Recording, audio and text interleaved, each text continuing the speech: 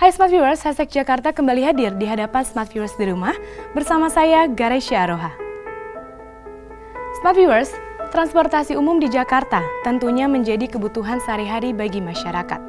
Menggunakan transportasi pribadi sepertinya sudah menjadi pilihan kedua jika dilihat dari kondisi Jakarta yang semakin hari semakin padat. Mengurangi kemacetan, pemerintah menyusun proyek pembangunan transportasi bawah tanah yang diharap bisa mengurangi dan meminimalisir masalah tersebut.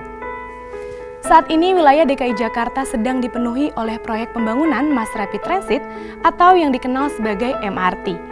Hampir seluruh jalan protokol Jakarta harus tersita dengan adanya pembangunan proyek tersebut. Lantas, sudah sejauh apakah pembangunan proyek tersebut saat ini? DKI Jakarta tidak pernah lepas dari sebuah permasalahan kemacetan dan kepadatan penduduk. Berbagai cara pemerintah berupaya untuk menanggulangi masalah-masalah tersebut. Salah satu upaya untuk membuat masyarakat nyaman adalah dari segi transportasi. Bagaimana cara pemerintah untuk menambah fasilitas transportasi umum di Jakarta? Salah satu cara pemerintah adalah membangun proyek Mass Rapid Transit atau MRT. Pembangunannya yang kini dapat dilihat hampir di sepanjang jalan di ibu kota, membuat masyarakat bertanya apakah cara ini akan efektif atau sebaliknya. Dimulai sejak 10 Oktober 2013, diperkirakan proyek ini akan selesai pada tahun 2018. Proyek pembangunan ini dibagi menjadi 2 tahap. Jalur MRT Jakarta direncanakan akan membentang kurang lebih 110,8 km yang terdiri dari koridor selatan hingga utara atau dikenal mulai dari koridor Lebak Bulus hingga Kampung Bandan. Saat ini jalur yang pertama dibangun adalah jalur selatan hingga utara dan pembangunannya dibagi menjadi 2 tahap. Tahap 1 yang dibangun terlebih dahulu menghubungkan Lebak Bulus sampai dengan Bundaran HI. Jalur tersebut memiliki 13 stasiun yang terdiri dari 7 stasiun layang dan 6 stasiun bawah tanah. Tahap kedua dari pembangunan ini adalah melanjutkan jalur selatan menuju utara, di mana jalur tersebut membentang dari Bundaran HI sampai dengan Kampung Bandan.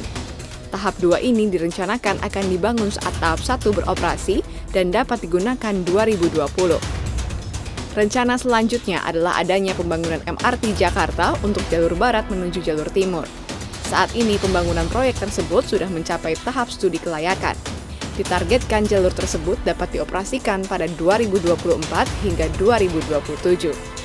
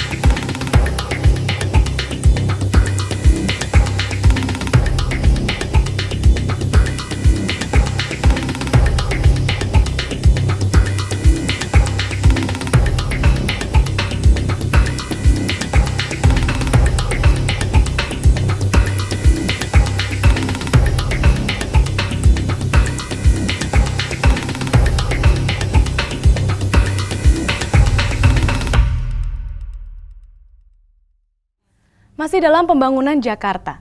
Jakarta yang akan menjadi tuan rumah dalam perhelatan Akbar Asian Games pada 2018 nanti, memacu penyelesaian pembangunan dan penataan ulang kawasan Komplek Gelora Bung Karno, Jakarta. Percepatan pembangunan ini dijadwalkan selesai pada Oktober 2017 mendatang. Sementara pekerjaan rekonstruksi terbesar yakni rehabilitas lapangan di Stadion Utama GBK, saat ini progresnya telah mencapai 4,32% dari rencana awal 4,57%. Simak informasinya berikut ini. Renovasi sejumlah arena untuk Asian Games 2018 di Jakarta terus dikebut. 5 paket renovasi Gelora Bung Karno sudah berjalan dan menunjukkan kemajuan. Sedangkan 2 paket lainnya masih terkendala lelang yang belum tuntas meski sudah diselenggarakan 2 kali. 5 proyek renovasi yang sudah berjalan meliputi Stadion Utama, Stadion Akuatik, Lapangan Hoki, Panahan, Sepak Bola ABC, Stadion Tenis Dalam dan Luar Ruangan, serta Istora Senayan. Selain 5 proyek itu, ada 2 paket pekerjaan yang masih dalam proses lelang, yakni renovasi Stadion Madia, lapangan softball, lapangan bisbol, dan gedung basket, serta pembangunan pusat latihan. Lelang proyek itu sudah diulang 2 kali, tetapi gagal mendapatkan pemenang.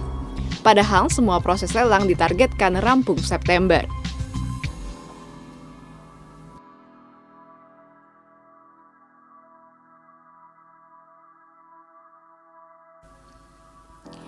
Ketua Satgas Infrastruktur Asian Games 2018 Imam S. Ernawi menuturkan, proses lelang 2 paket itu belum tuntas karena terkendala masalah administrasi seperti dokumen yang tidak lengkap. Berdasarkan pantauan, pelaksana jasa konstruksi di Stadion Utama tengah memindahkan bangku di tribun ke pinggir lapangan. Di Stadion Akuatik, petugas membongkar kolam renang dengan menggunakan alat berat. Di Stadion Tenis Luar Ruangan, kursi-kursi dan plafon sudah dicopot dari area tribun. Selain renovasi bangunan akan dilakukan juga penataan kawasan GBK. Basuki mengatakan penataan kawasan saat ini masih dalam tahap pembuatan desain dan direncanakan tuntas pada November 2016. Setelah itu akan dilelang dan mulai dikerjakan pada Januari 2017.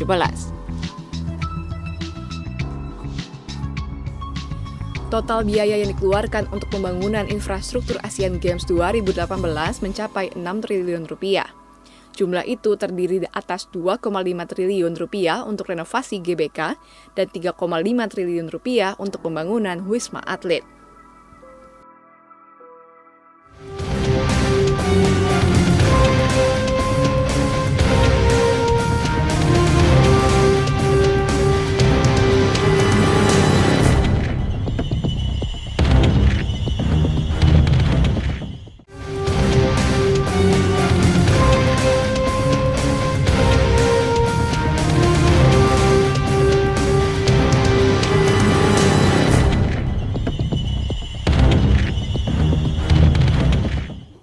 Ya Smart Viewers, bila Anda melintasi kawasan Tanah Abang, Anda akan menemukan pemandangan yang berbeda di sana. Sebidang lahan yang ditanami tanaman hijau tampak menyegarkan pemandangan di tengah hiruk-pikuk arus lalu lintas di sana. Tepatnya di bawah jalan layang non-tol Jatibaru, Tanah Abang. Taman hijau ini menjadikan lingkungan di sekitarnya terkesan asri di tengah kepulan asap dari knalpot kendaraan bermotor. Saat ini pelebaran trotoar tersebut masih dalam proses pengerjaan dan sebagian trotoar tampak sudah selesai dibangun. Pelebaran trotoar yang sudah selesai dikerjakan tampak di depan stasiun Tanah Abang hingga perempatan flyover Jalan Jati Baru Raya. Sementara itu, proyek pelebaran trotoar di seberang stasiun Tanah Abang belum sepenuhnya selesai. Pemerintah masih dalam tahap berupaya mewujudkan kota Jakarta yang ramah disabilitas melalui infrastruktur yang ada. Hal ini tunjukkan dengan adanya warna kuning di tengah-tengah jalan trotoar yang khusus untuk pedestrian.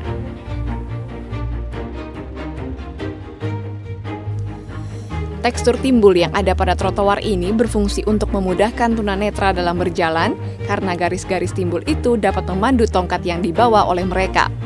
Adapun warnanya yang dicat kuning cerah tentu saja tidak diperuntukkan bagi mereka, namun untuk kita yang dapat melihat agar menyadari hadirnya jalur khusus untuk tunanetra tersebut.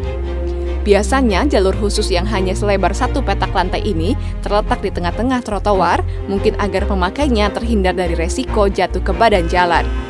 Jalur ini berkelok-kelok terutama pada trotoar yang di bagian bawahnya terdapat selokan. Tujuannya untuk menghindari tutup selokan yang terkadang timbul ke arah jalan. Untuk membedakan antara garis yang berjalan lurus dengan garis sebagai peringatan berhenti, pola garisnya dibuat khusus. Garis panjang untuk jalan lurus dan bulatan-bulatan untuk berhenti atau belok. Dengan begitu, para tunanetra akan bisa waspada dan mengetahui kapan mereka harus berjalan dan kapan harus berhenti. Di titik-titik untuk mempertinggi tingkat kewaspadaan, seperti di depan zebra cross atau di pinggir rel kereta, pola bulatan-bulatan dibuat lebih banyak dan lebih lebar. Apapun kondisi yang dialami oleh seseorang, memang sudah selayaknya mereka juga mendapatkan perlakuan yang sama. Dan jika seseorang itu mengalami kekurangan, sudah selayaknya pula dibantu dan diberikan kemudahan. Jalur kuning ini adalah salah satu bentuk kepedulian bagi warga yang kurang beruntung. Selain itu juga, pemerintah sudah menyiapkan jalur khusus untuk disabilitas atau orang yang menggunakan kursi roda untuk tetap dapat melintasi trotoar itu. Dan di trotoar itu pun terdapat tiang kecil yang digunakan agar motor sulit melintas.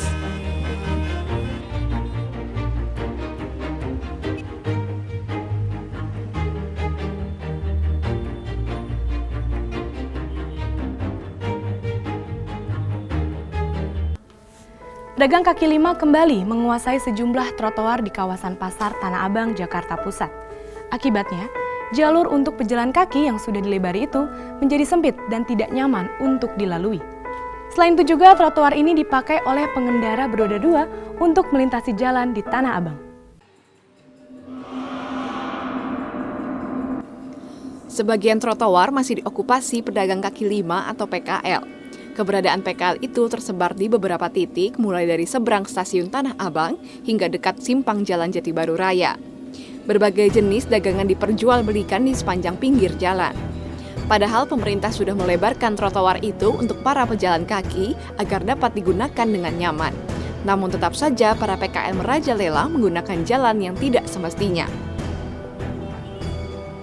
Selain itu, kesadaran masyarakat masih kurang dalam menggunakan bahu jalan seperti halnya trotoar yang sudah dilebarkan agar pengguna jalan nyaman ketika melintasi kawasan Tanah Abang.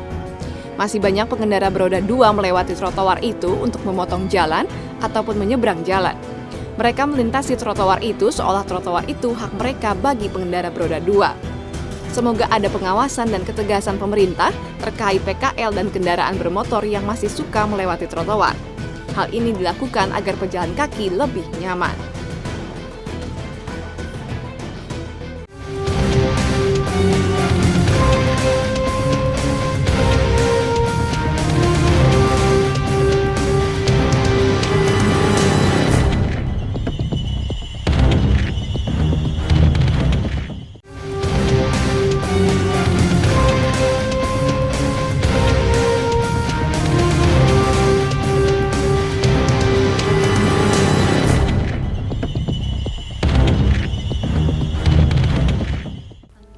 Partai Golkar dikabarkan akan mengganti Ade Komarudin dengan ketua sebelumnya Setia Novanto. Prima atau Perhimpunan Masyarakat Madani memberikan pernyataan sikap terhadap waspadai bangkitnya Papa Minta Saham Jilid 2 dan selamatkan DPR bertempat di salah satu restoran di Jakarta Pusat. Di tengah ramainya berita tentang perkembangan kasus penistaan agama oleh Basuki Cahayapurnama, isu hangat datang. Partai Golkar yang katanya akan mengganti Ade Komarudin dengan ketua sebelumnya Setia Novanto. Beberapa bulan lalu, Setia Novanto menjadi bulan-bulanan publik dan mengundurkan diri dari jabatannya sebagai ketua DPR akibat tersangkut kasus Papa Minta Saham. Kasus tersebut menguap tanpa kejelasan penuntasannya. Dikatakan Kejaksaan Agung menghentikan kasus tersebut karena kesulitan meminta keterangan M. Reza Khalid, salah satu orang yang diduga dalam transkrip rekaman Papa Minta Saham. Prima, Perhimpunan Masyarakat Madani melalui Syaroni, Ketua Presidium, Ustinawati, Sekjen Prima, dan Yonfi, Ketua DPD Prima, memberikan pernyataan sikapnya dan mengutarakan berbagai pemikiran terhadap situasi terkait. Belum jelas apa alasan dibalik kembalinya Setia Novanto menjadi ketua DPR karena sampai dengan saat ini, mayoritas anggota DPR yang akan dipimpin oleh figur dengan rekaman jejak kontroversial masih bungkam. Selain itu, pihak istana diharapkan segera memberi keterangan agar tidak menimbulkan banyak persepsi di tengah masyarakat dan menimbulkan kegaduhan baru. Menyikapi hal ini, Prima melalui press conference-nya menyatakan yang pertama, tolak kembalinya Setia Novanto sebagai Ketua DPR, karena jika dipaksakan hanya akan mendegradasi wibawa DPR di hadapan rakyat Indonesia. Kedua, mendesak Presiden Jokowi untuk tidak mengintervensi pergantian Ketua DPR dan diharapkan segera menegaskan komitmennya bahwa Ketua Umum Parpol pendukung pemerintah tidak boleh rangkap jabatan. Ketiga, menghimbau kepada seluruh rakyat Indonesia untuk mewaspadai bangkitnya Papa Minta Saham Jilid 2. Dan keempat, mengajak kepada seluruh elemen bangsa untuk berpartisipasi dalam gerakan Selamatkan DPR. Gerakan ini penting agar DPR dapat secara fokus bekerja untuk kesejahteraan rakyat dan tidak dimanfaatkan sekelompok elit tertentu yang hanya mementingkan kepentingan sendiri.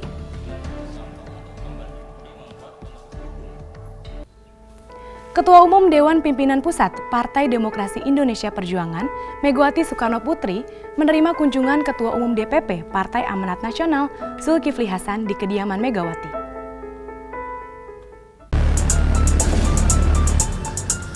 Ketua Umum DPP Partai Amanat Nasional Zulkifli Hasan mengunjungi kediaman Ketua Umum Dewan Pimpinan Pusat Partai Demokrasi Indonesia Perjuangan Megawati Soekarnoputri di Jalan Teguh Umar nomor 27A Menteng, Jakarta Pusat.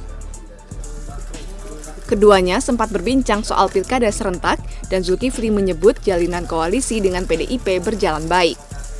Zulkifli datang pada pukul 15:15 waktu Indonesia Barat dengan mengenakan batik biru dan disambut oleh sejumlah politisi PDIP. Antara lain Sekretaris Jenderal PDIP Hasto Kristianto dan Wakil Sekjen PDIP Ahmad Basarah. Zulkifli Hasan didampingi oleh Sekjen DPP PAN Edi Suparno dan sejumlah pengurus DPP PAN lainnya. Zulkifli ini sahabat Ibu Megawati Soekarnoputri, sering melakukan dialog dan melakukan kunjungan berkaitan dengan gagasan-gagasan besar di dalam membawa kemajuan bagi bangsa dan negara Indonesia, termasuk bagaimana di dalam menjabarkan sebuah haluan pembangunan nasional yang diperlukan bagi bangsa ini. Pertemuan di kediaman Presiden kelima RI itu digelar secara tertutup dan juga dihadiri oleh Ketua DPP PDIP Hamka Haq dan sejumlah pengurus DPP PDIP.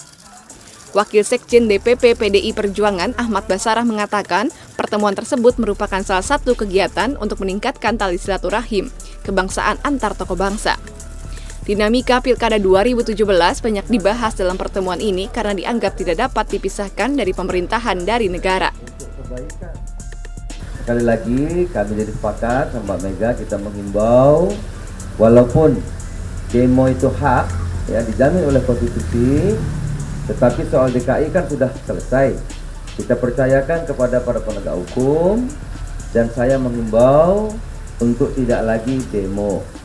Baik tanggal 25 dan juga tanggal 2. Mari sekali lagi kita jaga persatuan, kekompakan ya, agar pemerintah bisa bekerja lebih tenang, lebih baik dan pada akhirnya seluruh Indonesia yang akan diuntungkan. Itu kira-kira poin intinya. Selain soal pilkada, pertemuan Zulkifli dan Megawati juga membahas tentang masalah ekonomi. Mereka menyinggung soal keberjalanan teks amnesti. Dialog ini dimaksudkan untuk kebaikan dan persatuan bersama. Tujuannya untuk menjaga persatuan, kerukunan, dan dengan harapan untuk ekonomi Indonesia yang lebih baik untuk kedepannya.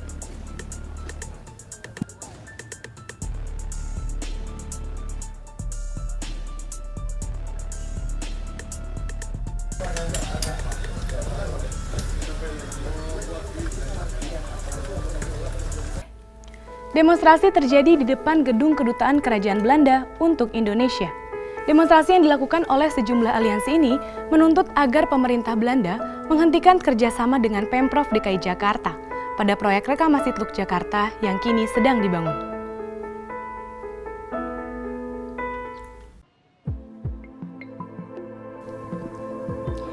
Sejumlah aliansi yang tergabung dalam penolakan reklamasi Teluk Jakarta melakukan demonstrasi di depan gedung Kedutaan Besar Belanda untuk Indonesia di Jalan Rasuna Said, Jakarta Selatan. Para demonstran menuntut kepada kedutaan Belanda untuk menghentikan proyek reklamasi Jakarta yang disebut-sebut pemerintah Belanda juga ikut serta dalam pembangunannya. Menurut salah satu pendemo, upaya penghentian proyek ini dikarenakan akan menimbulkan kerusakan pada lingkungan akibat reklamasi yang sudah dilakukan pada Teluk Jakarta, serta hilangnya sumber kehidupan masyarakat dan menimbulkan konflik sosial. Proyek yang direncanakan oleh pemerintah DKI Jakarta dan pemerintah Belanda ini dinilai merugikan masyarakat karena proyek ini dibuat tidak atas kepentingan masyarakat pesisir, melainkan hanya kepentingan bisnis investasi saja. Orasi yang dilakukan di pinggir Jalan Raya Rasuna Said ini sempat membuat kemacetan akibat padatnya pengunjuk rasa yang memakan badan jalan. Dalam aksi unjuk rasa ini, kepolisian setempat melakukan pengamanan yang ketat hingga aksi unjuk rasa dapat berjalan dengan tertib.